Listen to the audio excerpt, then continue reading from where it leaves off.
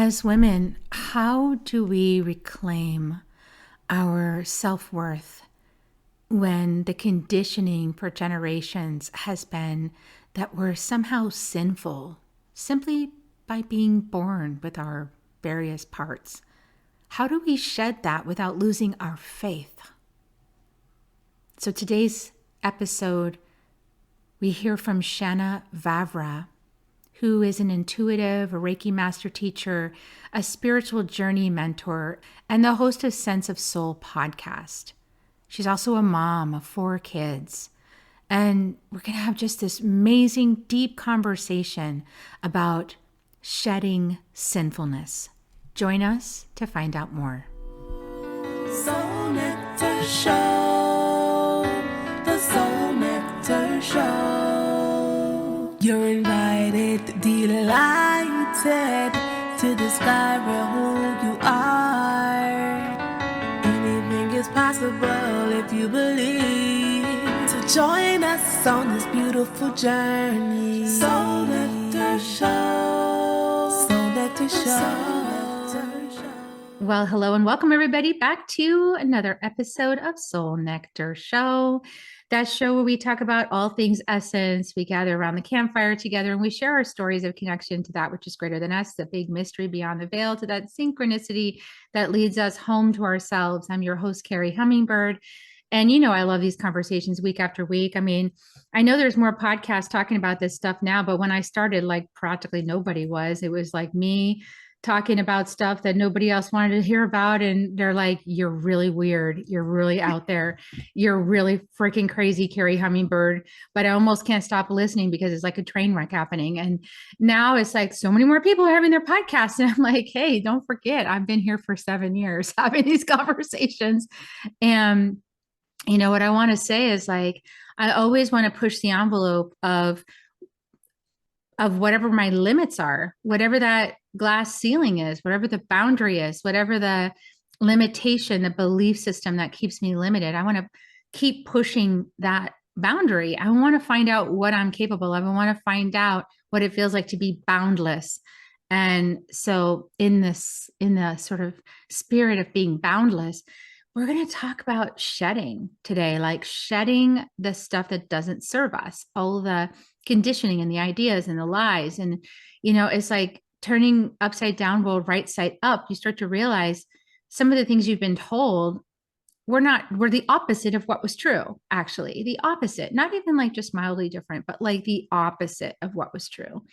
And so as we, especially as in female bodies, we heal some of these lies, it's really challenging because we have these ancestral fears very deep inside our bodies.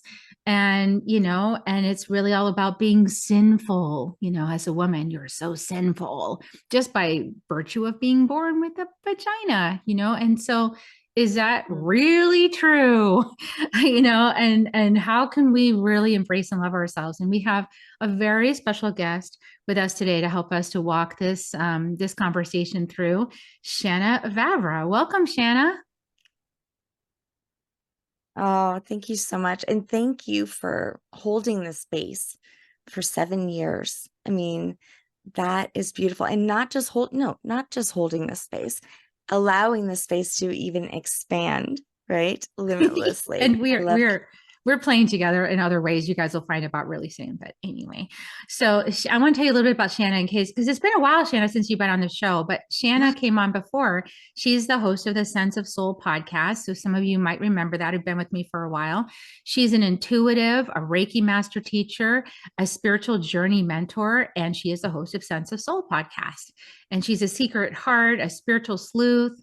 She's had many surprising realizations on her journey, and we're going to hear about her latest inquiry, which is going to be really interesting, uncovering her ancestral roots and deep diving into the mysteries of the Gnostic gospel and other ancient texts. So we're going to have this conversation today. And so, you know, if you're really Catholic, this might trigger you a little bit. And you know what? Hold on to your hats because that's probably good for you. So, you know, it's good to, if you can't face the opposite of what you believe and still stay strong in yourself, then your beliefs might need to change. Just saying. So Shanna is also the mother of 4 children. Wow. Like mommy to 4. And she's been coaching for 20 years. So this is somebody who's embodied her wisdom. And I always love hanging out with Shanna. And yeah, we have some special projects that we'll be releasing soon, but really excited to have you on the show. So how do you, I'm just going to refer all you guys back to the first episode where I interviewed, and I'll put the link in the show notes for like all of those old details about Yeah. Shanna. But like, just like, what do you want to share with people today about yourself? Oh, I was going to say, I've evolved so much. You know, I've probably had, I don't know, several spiritual awakenings since. And I hope the next time I come on, it'll be the same. You know, we're always growing, always growing. But, you know, I was listening to you speak about, you know, kind of shedding those beliefs. And for me, it started with this question. And I think this is a very important question. It's one that I asked myself about a decade ago. It was, how much of what I believe in have I been told to believe in? And of that, how much have I actually experienced to be true for myself? And when I asked myself that, I was screwed. That's a big question. How much have I been told? How And much of what I believe have I been told to believe? and then And how much of of that that, have I how much actually experienced myself to validate to it? say that that's my belief and that's true? Because you have to, I think that wisdom comes from lived experience. Mm-hmm. And so if you can't validate that belief by lived experience, that belief needs to be revised. Yeah. And what are you living? You know, whose dreams are you living? Whose beliefs and experiences are you living if you've never ever experienced them to be true?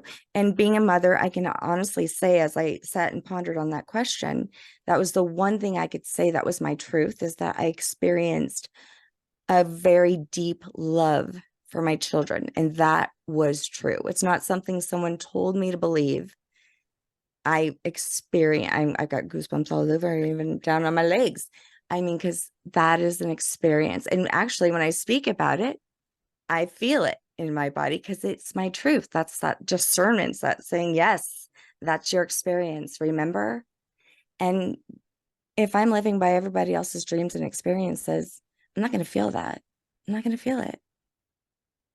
Yeah, and that, you know, what you're raised for me here in this conversation is the absolute importance of a mother in children's lives, a mother who could open her heart and unconditionally love her kids and show up again and again and again through all their lessons. Because when you have a child, it's not just the birth. I know that some people are focused on the birth, but actually the most important part comes after the birth. It comes through all the trials and tribulations throughout your child's life, because it's a lifelong commitment to another human being to be there for them and mentor them through their challenges. And it's super triggering too, because whatever they're doing usually is your own medicine of your own soul's curriculum, right? Have you experienced that to be true? Yeah. I mean, and I absolutely feel like, you know, I have kids from two different generations. So I have 26 all the way to 11. I'm a totally different person. I'm a totally different person than the last time I was on here. Right. So I was a bit of a helicopter mom, you know, because in that time, right, my oldest is 26. I was living everybody else's dreams. I was trying to fill the role that I saw, you know, before me and my elders, who I love and I worship them. I did. I saw them as, you know, to be very admired. They were very faithful. They were selfless. They gave everything to their children. They did worship their sons. Okay, I must say that was a thing. But I wanted to be just like them, and I couldn't wait to be a mom, and I couldn't wait to serve, because that's what I saw. And I remember with my older son, when I had his very first birthday party, my mom said to me, "Aren't you going to serve your husband?" And I was like, I get to serve my husband. I've waited my whole life for this role, looking at them, thinking, I want to be just like them and serve everybody, their friends and the kids. And it went well for a while until I lost myself. You know, I lost myself trying to fill that role that didn't have a self. It was family, faith, and friends. And there was no you in that. And even though I do see that my journey went from being kind of codependent to discovering that it's okay to love yourself. It's okay to put yourself first. It's okay to put the oxygen mask on, that metaphor. But then I became almost rebellious against it. Like, I will have boundaries and I will, take my time. And it's not just about everybody else. It's about me. And then there became this space that it wasn't just about me. It was almost like I had to lose myself to then find myself again. And that self wasn't just about me anymore. It was like more about a oneness with everyone. So it's almost like a twisty, turny kind of journey. Yeah, I'm with you on that twisty turny journey. I wonder if anybody else listening can feel this as well, but there's like stages to the Yeah, journey. And I don't think you can skip any stage. I mean, I right. did the same thing. I was like in the trying to please everybody and do the best job at the role that I was told I was supposed to fill and do that. And then I tried to do that to my best of my ability. And then it drove me insane because Ooh, I lost myself because I wasn't taking care of me. And I wasn't allowing myself to feel the anger and the resentment that was arising within me as I martyred myself, which is the shadow feeling that happens when you martyr yourself. You get angry and resentful. So, like, okay, I wouldn't want to admit that about myself. So my unconscious mind stuffed it in there and hid it, just so I could keep pleasing everybody. yeah. And then I turned into a total controller because I was trying to control everybody else to make the perfect picture of a family, and nobody had any freedom to be themselves. No room. And everybody was going to disappoint me because my standards were so high for myself. They were also high for everybody else. There's no way everybody could meet Carrie Hummingbird's idea of the perfect family and the perfect family picture. It was so much pressure.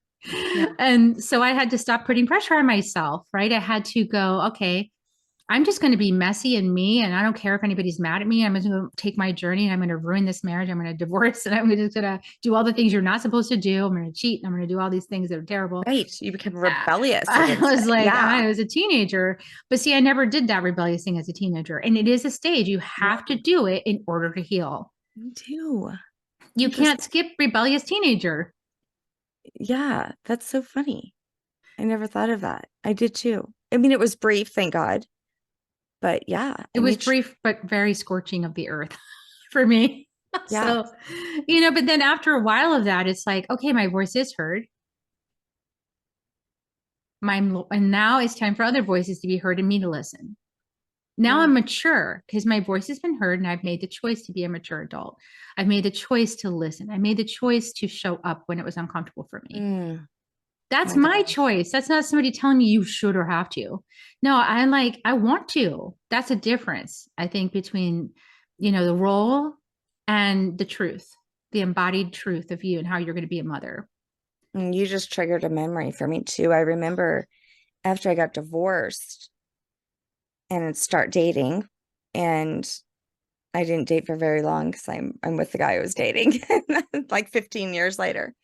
But I remember us going to like events or like, whether Thanksgiving or, some sort of party. And he wasn't coaching me, but I was coaching myself in my head. And I was like, don't say too much. Don't say anything stupid. Don't do anything stupid. Don't try to be too loud. Don't embarrass yourself. Don't try to, and I was like, what is this voice? And I remembered that voice, though my ex-husband would do that on the way to places. Like, I don't want you to talk to so and so. Don't tell anybody about this. Don't say too much about that, you know. And then, Be my in perfect my trophy head, wife. yeah, just sit there and be cute, Pretty right? pleasing and polite, and really make all the other guys jealous that I have such an amazing, obedient wife. Yeah, it was scary too. That was actually, I never even thought about this, but that might have been one of the first moments that I actually listened to myself. Mm-hmm. So Because I when you remember start that. listening to yourself, Shanna, I think I know the Mm. answer to this, but when you start listening to yourself and following that guidance, what happens to your outer relationships? Yeah, first of all, the shit talking that I was doing to myself, I mean, wow. I just so mean to myself. I Mm. wouldn't tell a stranger the things I was telling myself, which none of it was true. All of it was connected to situations like we just said. But then there was this other aspect, or this higher self, right? This witness that was listening. And they argue, and they still argue sometimes. And I'm like, it's like this, right? You're like that way, and then you're The like this devil on way. the It's shoulder like and, the and the devil. angel on the Yeah, shoulder. right. Yeah. And having an argument. But what the bottom line is that witness part, that higher self, your higher consciousness, your soul, whatever you want to call it, doesn't care about that stupid stuff. It just doesn't. It doesn't care if you have the biggest house, the best car, the best kids, how much you weigh, That people what you like you or respect you no, or think what you said was awesome. no. It finds all that shit irrelevant. Totally. It's like, And it doesn't it call you forth to do stuff that disrupts all of your validation from the outside? oh yeah, it's dangerous. Did for me. Yeah, It's yeah. scary, right? Like as the egoic personality to like have to confront all your fears of being rejected to do the things that your soul is calling you on the inside to take action Hmm. on, to speak out loud. Yeah, and then, I'm really good at avoiding. Avoidance is my thing. You and a lot of people, I think. You're not alone. Yeah, avoidance and also repression. There's some other shadows that keep us from actually taking action on what we know we need to do. But what I found was avoidance only works temporarily, because then your body will start to scream at Oh, you. tell me more about that. Yes, I've also had this. Tell us more. Yeah. Yeah. Like, I'm fine. I'm fine, right? The fine family, right? How are you? I'm fine. I'm fine. I'm good. I'm fine.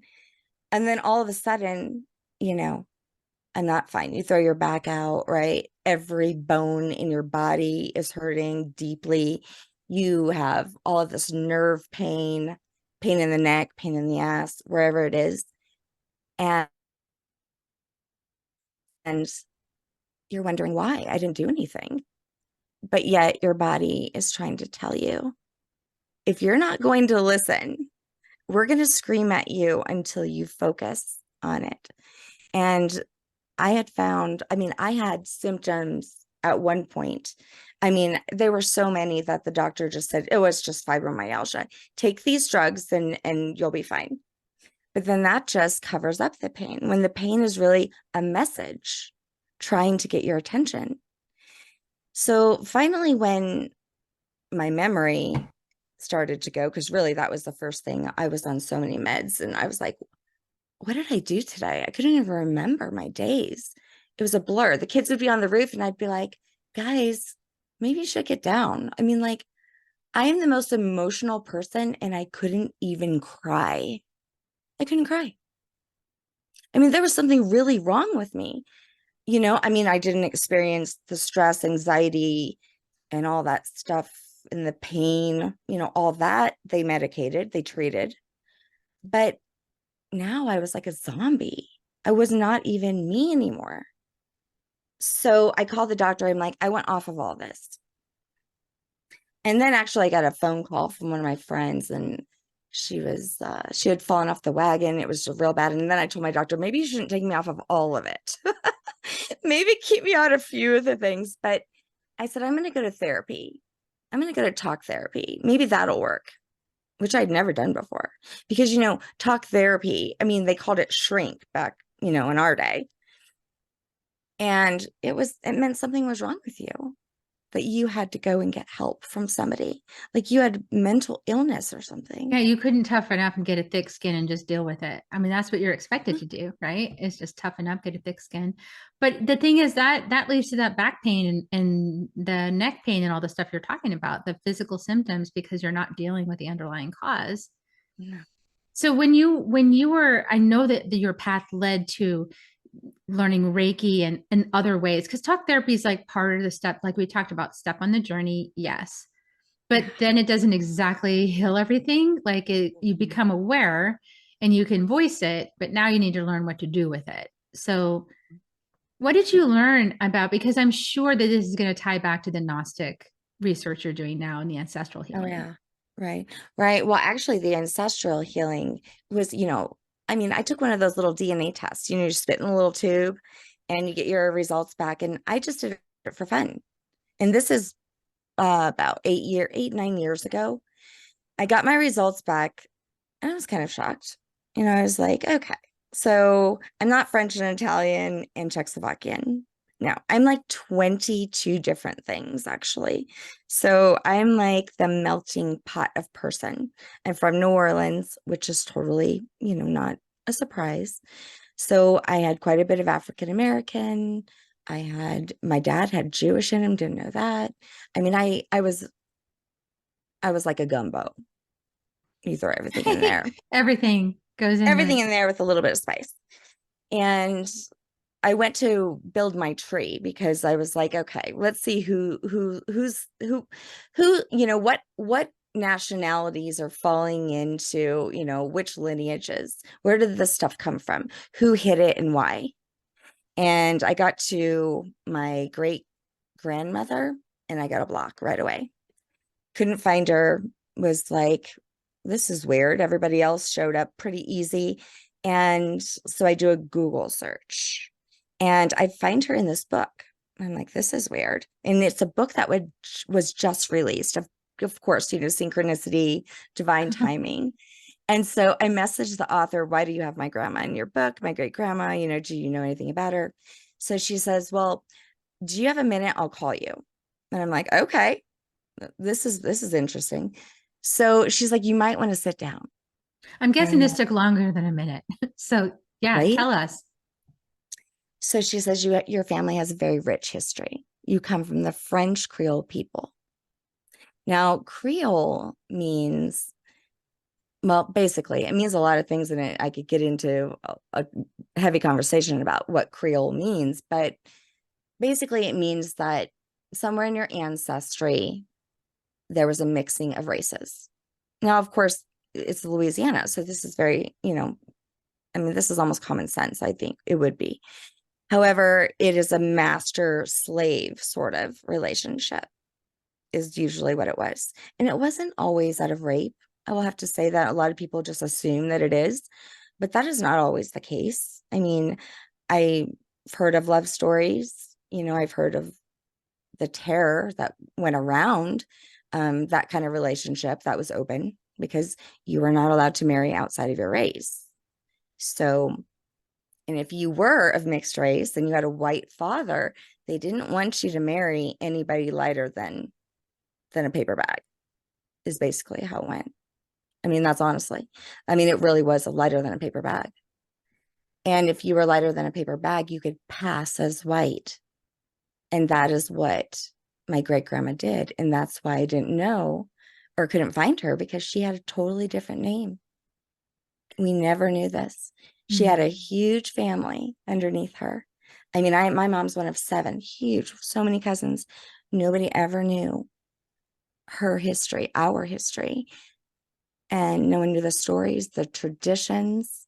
It was all hidden and buried because of the color of your ancestral skin. Because if you would have saw her, she was just a little white lady. That's so powerful. And, I love this DNA research is helping us to really see our roots, where we all come from. And yeah, the stories that were covered up. And I had a similar thing. I know that, my ancestor was full-blooded Cherokee and she chose to marry white and she could pass for white. So on the little, census form, she put W, for white. And she's not white. She's Cherokee. But I'm finally improving it through it. I got a Native American DNA test and it finally proved that I am Native American. So I was like, oh, thank God for that, because they can test the alleles now. We have the science. But yeah, like it's a hot mess. Our country is filled up with secrets because of these false premises and these ideas. Yeah. And you know, religion plays a part in all this too. It's like the Huge. supremacy, right? This the white Jesus thing and the white supremacy thing and Mhm. the patriarchal control thing. Like it's all part of this, and not to throw the baby out with the bathwater. I don't think that's what you're recommending. So how do you like navigate your way with your spiritual connection? Because you're talking about the Gnostics. I know the Gnostics were more metaphysical, more Mhm. spiritual. They were not so literal and dogmatic. Like, so how do you rescue your faith? I guess is my Right. question. Yeah. Well, what's interesting about the Gnostic Gospels is they were so foreign to me. The concepts and the Jesus in the Gnostic Gospels was so foreign to me. I mean, I am very deeply rooted Catholic. So in Louisiana, that was another thing I found in my journey, is that pretty much every lineage there was forced to be Catholic. Yeah. I mean, many of them were already Catholic because they were French, but a lot of them weren't. So all of the African American people, when they came over, it was a law. It was in the Black Code that they be baptized Catholic. They got Sundays off for doing so. And they didn't have a choice, of course. Then I had the Canadian ancestors, who I had a great shaman who was known as the apostate because he was known for converting to Christianity from his tribal, probably very ancient traditions. He was forced, him and his tribe. Then you have the people that were getting on the first 5 boats weren't all from France, which is so interesting. I'm actually more, I think, German Creole than French Creole, which a lot of people don't know that. But Swiss and Germans came over in those first 5 boats. And before you got on the boat, one of my ancestors was a witness. That was his job, that before you got on the boat, you had to be baptized. So this was deeply rooted in me. It wasn't just something that I witnessed and participated in. It's in my bones, this very conditioned way of Catholicism, this very one way, right? That outside of that is heresy, which the word heresy in Greek, that means choice. So there was no outside choice.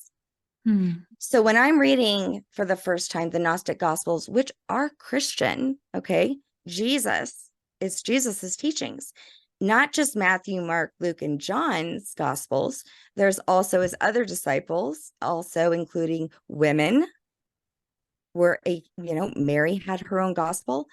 Many of the Gospels in the Gnostics, they are recounting the many questions that the women disciples had for Jesus. Mary Magdalene, especially. I really resonate with her, especially in the Pistis Sophia, which is a very deep read when it comes to Gnostic Gospels, but found in the Nag Hammadi, but was also found in the 1700s as well. And in that book, Mary is mentioned over 200 times. Over 200 times. Peter's mentioned like 5, you know, but she is so inquisitive. She's such a seeker of truth. And you can just tell how smart she was. She was definitely a huge part, I think, of Jesus's journey that's been hidden. Yeah, and see, that is something to be commended, right? Like those of us Yeah. who value questions and inquiry and the discovery process and wisdom are loving these teachings, right, from Mary Mm. Magdalene. But those of us who are afraid of a woman's power want to shut down questions, Yeah. and I think that's like a matter of control to create safety. But it's like sacrificing so much more, and we're seeing the end of that era, and we're seeing like how when we don't ask enough questions and we don't take enough time and space and we don't listen to each other and we instead force and control and Yeah. we end up with war, because you're basically telling one group of people, we're the chosen people and you're not, so we can kill you. I mean, and everybody's saying that to each other because they all feel like they're the chosen ones. So like, Yeah.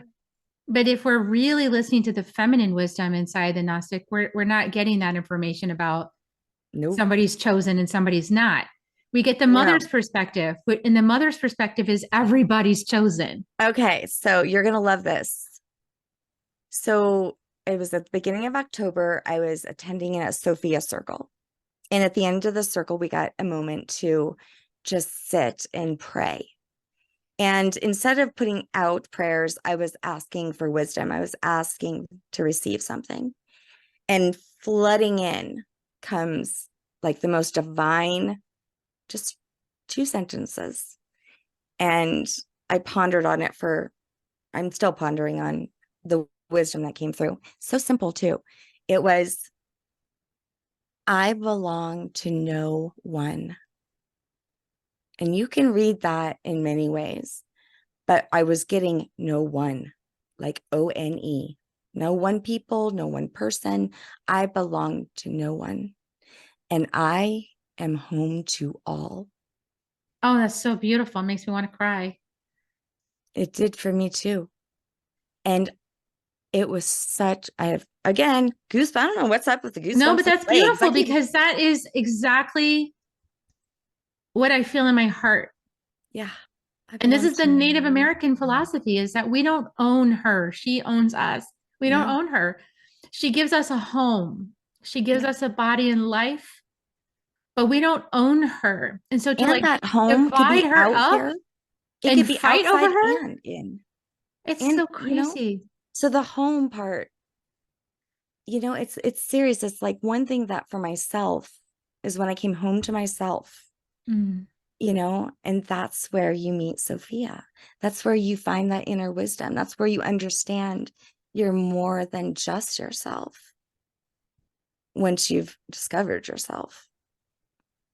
Yeah, and your self is kind of the multiplicity of, I mean, this is what's talked about in the Gnostics, right? It's like yourself is the how you think of yourself is on the outer side of the circle, which is the Oh, multiplicity. The outer side of the sphere is the multiplicity. The inside is Sophia, is the truth, is the mother, is the one that created all of us. And yeah. there is one creatrix, and we're all inside of We're her. all It never made alive. sense. It never ever made sense to me that there was a man who was like birthing when women have the bodies at birth. So I don't understand that. Like how Oh, my everything goodness. is made in the image and likeness of. So how I don't Okay. get However, that if you look idea. at, kind of like we were well, if you look at the first story of the Bible, you could look at it from a different perspective than what you've been told, right? And so now I feel like I do have my own experience and belief about it. It's my truth of how I see it. It's an allegorical story, and that's really what the Gnostic Gospels are. They're stories within a story, like a painting, with hidden symbolism in it or something.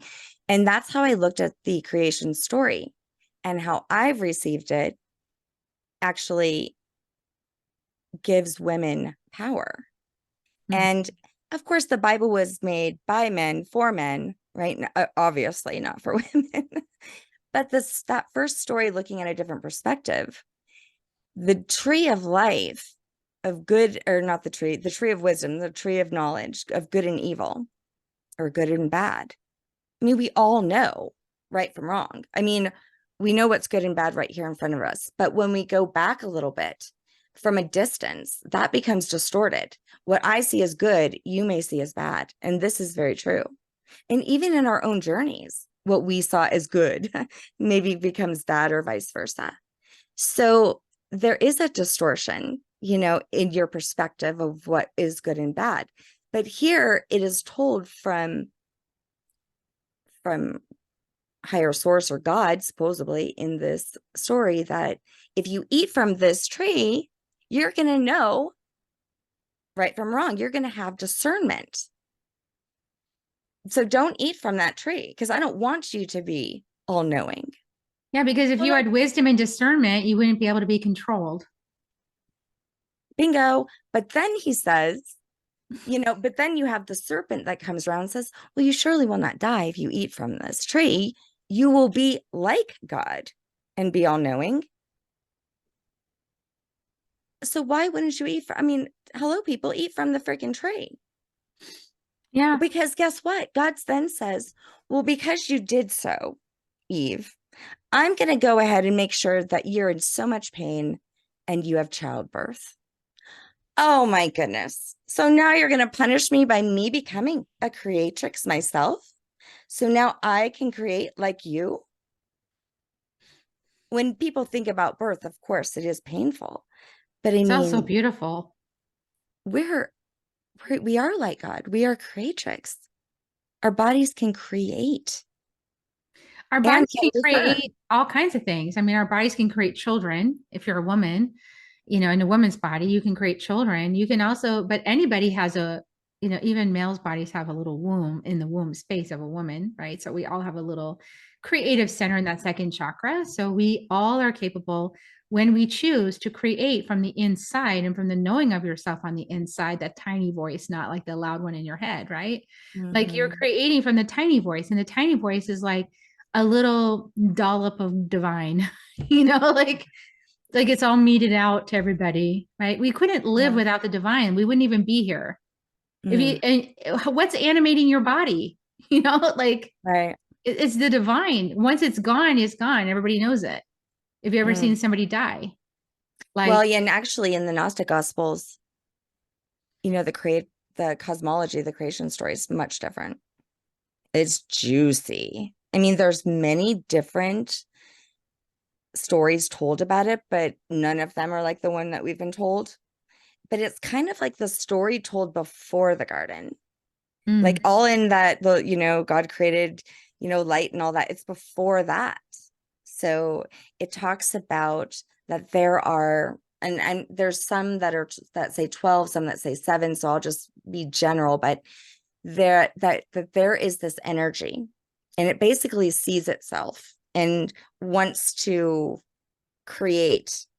So it creates itself, but it's called a syzygy, which is like a twin flame, or like it's an opposing, it's a duality. It's a form of, like how they say every cell has like antimatter, dark matter, light matter, like it has a copy of itself.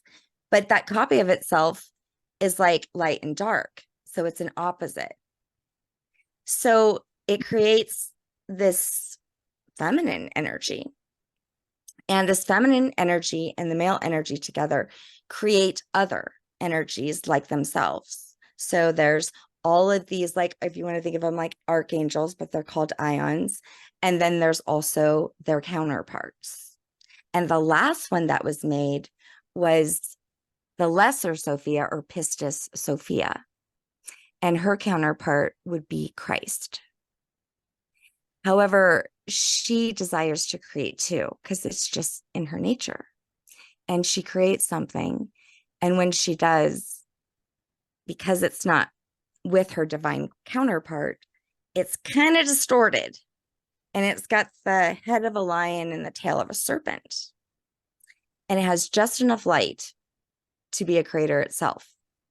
So because she created this without her counterpart, her energy field lessens a little bit. So she falls outside of where the rest of these heavenly beings were, which is called the pleroma. It's this place of, if you want to think of like a heaven. And so she falls outside of that dimension, and she casts out this distorted creation that she made, which she calls Yaldabaoth. So it decides, though, that it wants to create with a little light, but of course it doesn't have divine light like she does, but it has just enough light to create a third dimension. So far, like way, way, well aware. I mean, this is like where they were is like the 12th dimension or higher. And so now he's all the way in this third dimension. This is where he is, and he creates. But yet in this place, nothing really can survive. More like zombies he's creating. So Sophia sees from a distance what he's done. And so she's going to go down there, and she's going to inspect this situation, basically. And she sees this blob of creation that he's made. And so she creates something too, and she creates life. Or in the story, her name is Zoe Sophia. And Zoe Sophia stands before the blob, and she blows into him, and she says, "Rise, man, rise." And he does. And she calls him Adam. Well, Yaldabaoth is pissed. He's like, I cannot believe this. This is not going as planned, because now Sophia has brought life to the earth. And Zoe Sophia jumps all over the earth and creates mountains and rivers and trees and bugs, all of life in this beautiful garden, and rivers that flow to meet each other here in the middle. And Zoe Sophia creates a clone of herself and lies her next to Adam and calls her Eve. And that's more of, it's just a story, right? It's an allegorical story, but it's nothing like we've ever heard. For women to hear that story, for me to read those stories, can you imagine?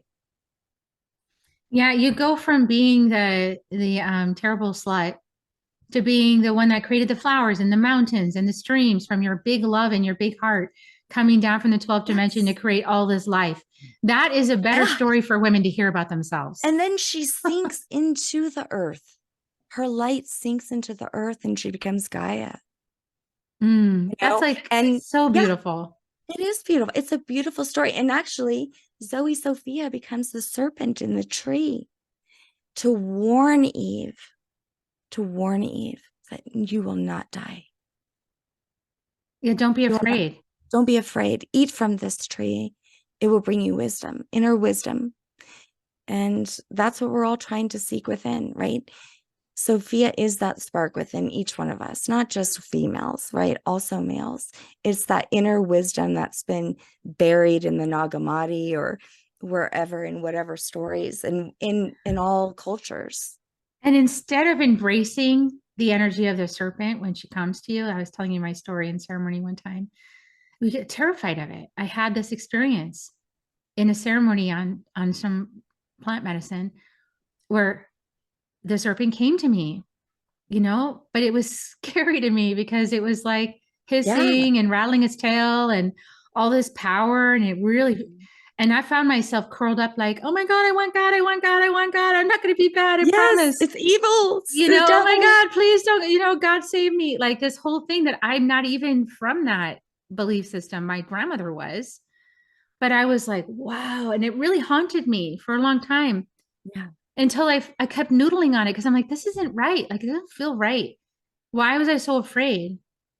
And it's because of all this ancestral fear and conditioning to make women be afraid of their own power, their own wisdom, their own connection with Gaia, to make us all be afraid of ourselves. And so that we'll diminish ourselves, that we'll run from our own power. I really feel like that's what this whole conditioning has been about. And so I'm embracing the serpent now. I told you I took Boawaska in the jungle, and that's the spirit of the anaconda. And so I'm just like, Sachamama, come and get me. I'm ready for that now. I'm ready to embrace without fear that aspect of me. I might have some fear come up, but I'm ready to embrace that deep wisdom, that deep Mother Gaia, that Sachamama, that Kundalini energy, the Kundalini force that the serpent represents. Life force. I know. It's almost like it was intentionally made in that story that the serpent be the one to almost like trick, Eve, into making a choice. It's like all of these things. It's made to be scary, to have, so you fear to be able to choose discernment, to choose something. Well, I feel like in my heart that Gaia is not here to uplift a whole lot of helpless victimization women. Yeah. She's not going to coddle us. She's like, no, you have your own power. Stand up in it. Stand up. How many messages? I've gotten so many messages to stand up. Over the last year, they started coming in because I was surrendering my power, right? As I channeled the book from White Eagle, and I was like, oh, White Eagle is helping me and guiding me. Like, I'm really comfortable with this idea of White Eagle, like this winged being of light. And like, yes, I love this part. And I was so terrified of the other part, right? And I was like, oh, I have to stand up on my own 2 feet. That's hard, but but we are being called as women to do that. We're being called to Mhm. stand in our power. Yeah, it's so interesting. I mean, you look at someone like Mary Magdalene, who for so long, was literally labeled a prostitute, for so long, and she was not a prostitute. And then during my journey, I'd fallen into knowing Helena Petrovna Blavatsky. I don't know if you recall her, but she was from like the late 1800s, early 1900s. She actually created, so it was her that created the Theosophical Society. Mm. So she wrote so many books, and her journey was much like mine. And I feel I didn't know anything about her. I happened to stumble upon her during my Sophia journey, just synchronicity. And I really did feel like maybe she was a guide to me, because I just don't even know where she came from. She just was there. Randomly And just, showed up. Yeah, her books. yeah, I mean, this is a woman who had to write under HPV, HP, say my name is Helena Petrovna Blavatsky. I'm an author. This is a woman who she went down deep into the secret societies. She would even join them, just like I had to in many ways, in my study. Because when you go down the path of the Gnostic Gospels, it brings you into those dark places. Because even though a lot of this was buried, it also was passed down in secrecy. Yeah, secrecy. Yeah, protection. Secrecy is protection, and the serpent does protect the inner teachings of the mother goddess from those who might abuse it. So Ooh. until you're really, really solid in your integrity, she's not going to open up to you. She'll help you get to the place where you have integrity, but those teachings are sacred. Those are for people who are really ready to walk a path of integrity. Jesus said, "Those who have ears, let them hear." Yeah, same thing. Mm-hmm. Yeah, and Yeah. it takes a while to cultivate yourself to the place where you're bestowed upon that kind of blessing. Yeah. I mean, and I tell you what, there was a lot of synchronicity and a lot of divinity around my journey. I mean, I was having some major wisdom come through nature. I mean, nature was my greatest teacher over this journey. Not books. It was really my experiences. And nature was, I mean, Mother Earth was literally speaking to me. I mean, whether it was through the moon or through animals, through the dove. The dove became I mean, I have doves all over. The other day I was outside and I was counting the doves in my tree and I just lost track. I was like, this is so crazy. But the dove actually is a symbol of the Holy Spirit. And Sophia is known as the Holy Spirit, you guys. The Holy Spirit, that is a Jewish feminine word, Rosh. That it's Father, Son, and not a bird. It's no, it's Father, Son, and not a ghost. Mother. You have a father and a son. Where's the mother? Yeah, the mother is the one that It's births you mother. into being. So, hello, like this is as above, so below. For some reason, I mean, it's just common sense, right? Mm-hmm. In the Gnostic Gospels, Holy Spirit's mentioned a lot. In the Bible itself, in the New Testament, it's It's only just so mentioned like interesting we once or have to call twice, it Holy Spirit. We can't call it Mother. That's just the weirdest thing to me. It's right? Mother. Of Like, course. say it. Stop. It's You have a father and a why do you have son. to call it Holy Spirit? It's Mother. It's Mother God. Yeah. Mother. How could you possibly have a holy family without a mother? Without a mother, how is a father somehow just going to You have immaculately a vagina? conceive a child without the mother? Because that's the man's like dream world, right? Like I don't want her in her power. I just want a receptacle to deliver my children, and then have some fun. If God wanted men to be the creators, he would have gave them vaginas. in the womb that creates a baby. There you go.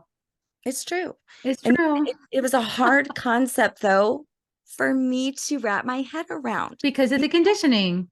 Yeah, a goddess? I mean, was that a fairy What? tale? I mean, it sounded silly. And that's Yeah. sad.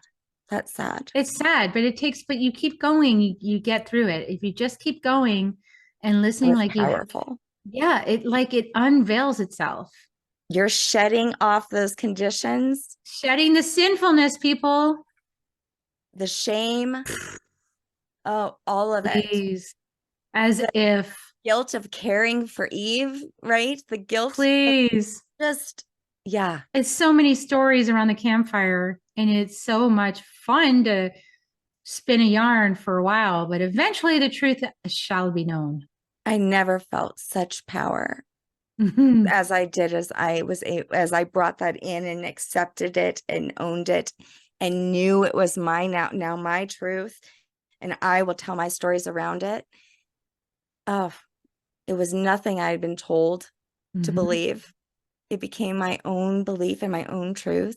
And it doesn't have a name or anything attached to it, as in like a religion or society. It really is just mine.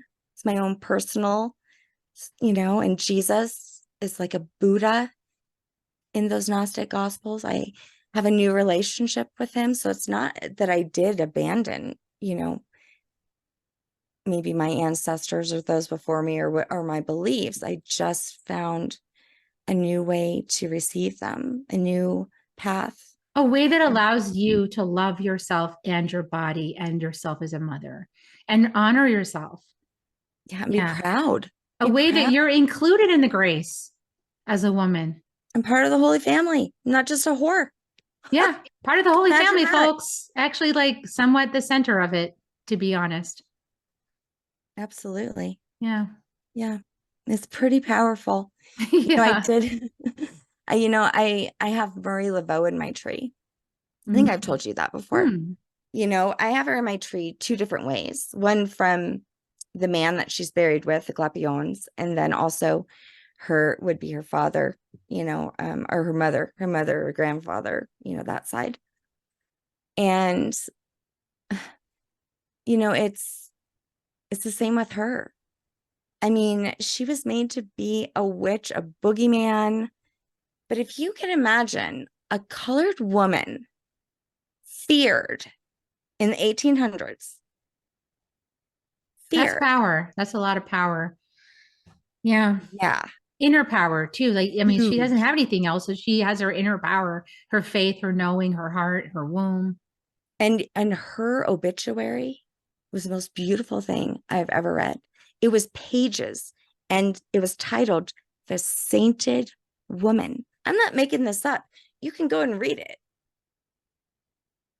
She was not the witch boogeyman, that I feared as a child. I mean, there was even like little rhymes like, ooh, you better watch it, or Marie Laveau's gonna come and get you.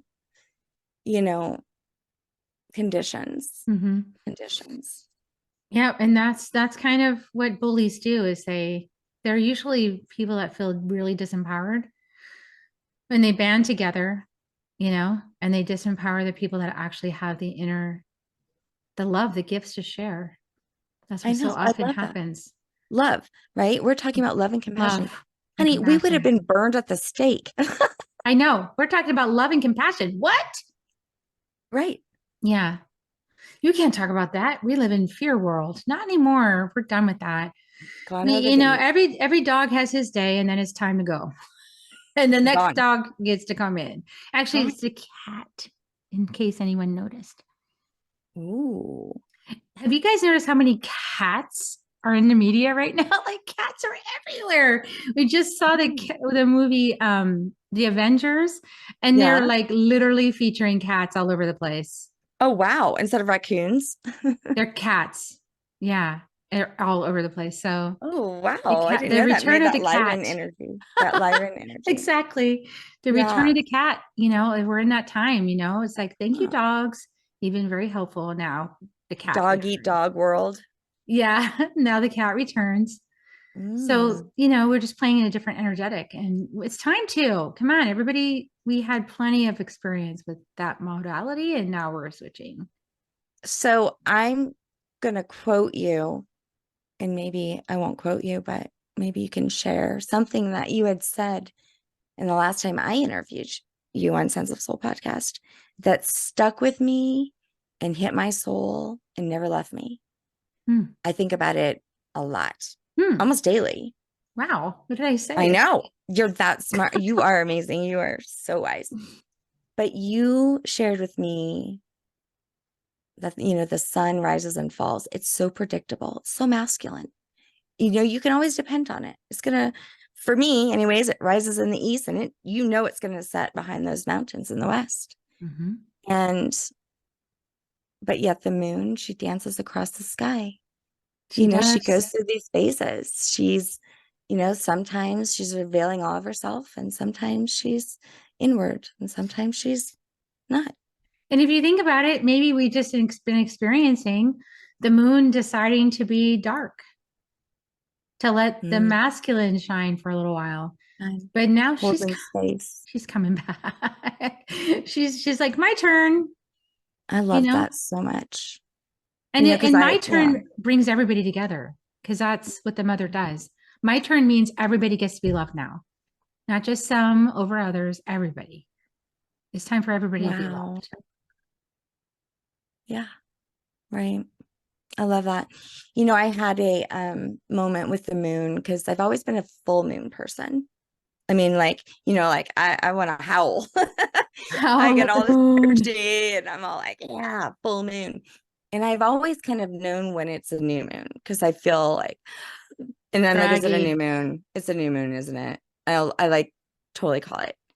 So one day, I was out in my front yard and I live in Colorado, so it was super cold. And I started my car, let it warm up. And they've got this new rule. You can't leave your car, because it's bad for the environment. You can't like let your car warm up. But so I was sitting outside and I was sitting there and I look up and I see it's the sliver in the sky, this little wishbone moon. And it's probably about 7 in the morning. I was getting ready to bring my kids to school. And I look up and I just kind of thought to myself, oh, great, it's the new moon. Great. What are you even good for? What are you good for? And I've been going through menopause, moving into my Mhm. crone phase. And I just sat there with the moon and it was so cold. You could see my breath. I mean, it was freezing outside. And all of a sudden, wisdom came over me, much like, when Sophia had come over me in that circle and said to me, you can't always see your breath either, can you? But you know that it's there. Hmm. That's I have powerful. goosebumps all over. She said, even though you only see one part of me, right? Thin and slender, I am still whole. I am still here. And this is just from your perspective. But I am always whole. You are always whole. And it made me think about a lot of things. But as I was moving into my crone, thinking, I don't always see that curve and slender Shanna anymore or have the energy, you know. And sometimes I forget that she's still part of me, and I went through the longest mother phase ever, having children from It's a 26 to long 11. time. Yeah, it is. So I was in that comfy mother nurturing role for so long. And now I desire like this just peace, just to be, Mm. sometimes solitude. I've never Is like the only person really, you need to be concerned with for a yeah, little while. right. But that, it's all of me. I'm whole, Mm. you know? Yeah, the whole Yeah. journey is you. Absolutely. That's beautiful. Oh, Yeah. what beautiful words you've had to share with us today. Thank you for bringing all of your beautiful downloads and messages, or just opened my heart, and your studies that you're doing. I know that I can always direct people over to your podcast. I put a link below to the Sense of Soul podcast. But what else do you want to share? Do you have a free gift, or do you have some place you want people to direct to? Like, what do you want to share with people? Yeah. You know what I love to do most is, I know for myself, I always want to teach what worked for me, of course, right? And I do have a coaching program, but what I really love is to help people with their ancestry. I mean, I've helped hundreds of people.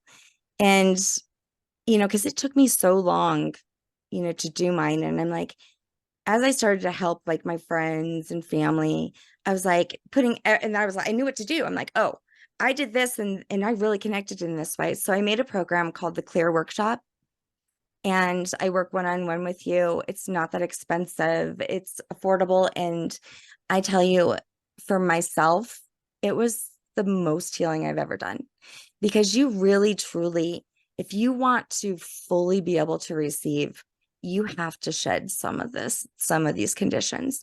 And some of them are so deeply in your body, in your DNA, you don't even know they're there. And this is a timeless healing. We're talking past, present, and future healing. So it's pretty amazing.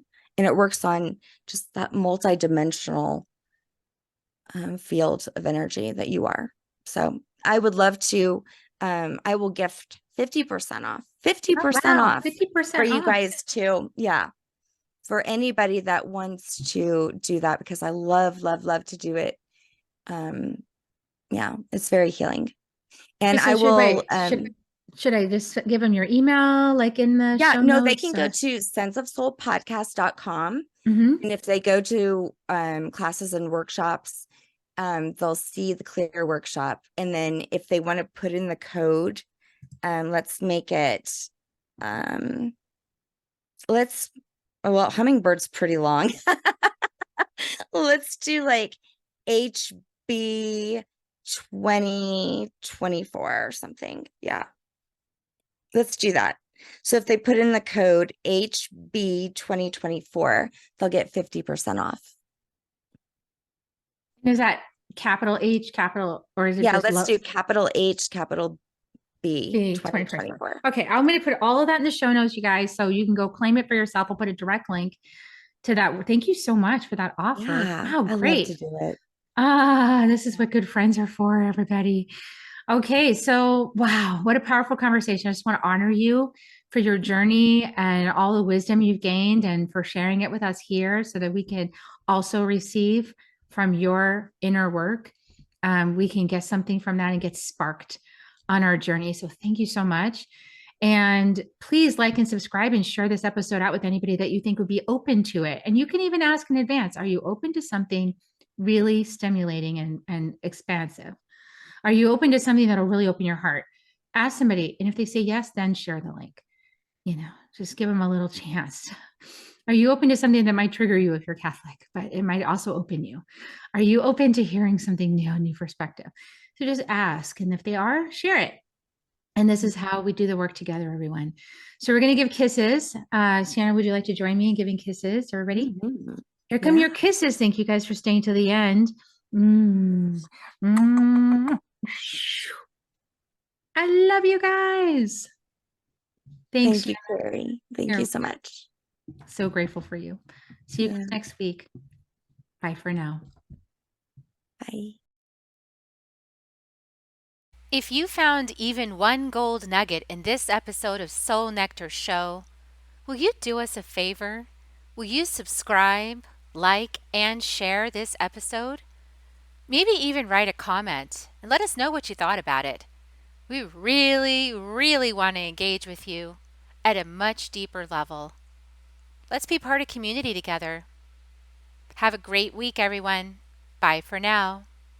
To dive in deeper to nourishing conversation, visit soulnectar.show. Soul Nectar Show. Awaken, awake, Nectar Show. Take a sip from the drip of nectar, from the source of who you are.